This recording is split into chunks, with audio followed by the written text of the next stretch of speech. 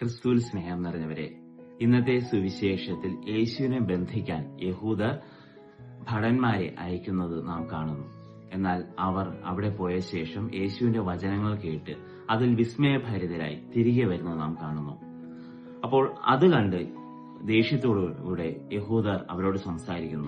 അവിടെ ഉണ്ടായിരുന്ന നിക്കോദേമസ് എന്ന് പറയുന്ന ഒരു മനുഷ്യൻ പറയുകയാണ്, ഒരുവൻ ചെയ്യുന്നത് എന്താണെന്നും അവൻ പറയുന്നത് എന്താണെന്ന് കേൾക്കാതെയും നമ്മുടെ നിയമം അവനെ വിധിക്കുവാൻ അനുവദിക്കുന്നുണ്ടോ എന്നുള്ളത്. അപ്പോ ഒരുവൻ ചെയ്യുന്നത് കാണാതെയും പറയുന്നത് കേൾക്കാതെയും നമുക്കൊരിക്കലും വിധി നടത്തുവാനായിട്ട് പാടില്ല.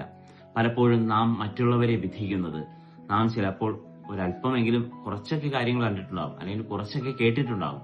അത് വച്ച് നമ്മൾ മറ്റുള്ളവരെ വിധിക്കാനായിട്ട് പലപ്പോഴും പരിശ്രമിക്കാറുണ്ട്.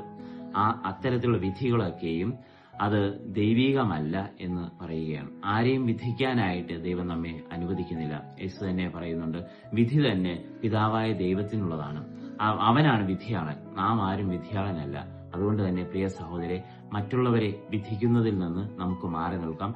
ഈ നോമ്പുകാലം മറ്റുള്ളവരെ വിധിക്കാതെ, അവരെ കുറ്റപ്പെടുത്താതെ, അവരോടൊപ്പം സന്തോഷമായിട്ട് അവരുടെ നന്മകൾ പറയുന്ന ദിനങ്ങളായിരിക്കട്ടെ എന്ന് പ്രാർത്ഥിക്കുകയും ആശംസിക്കുകയും ചെയ്യുന്നു.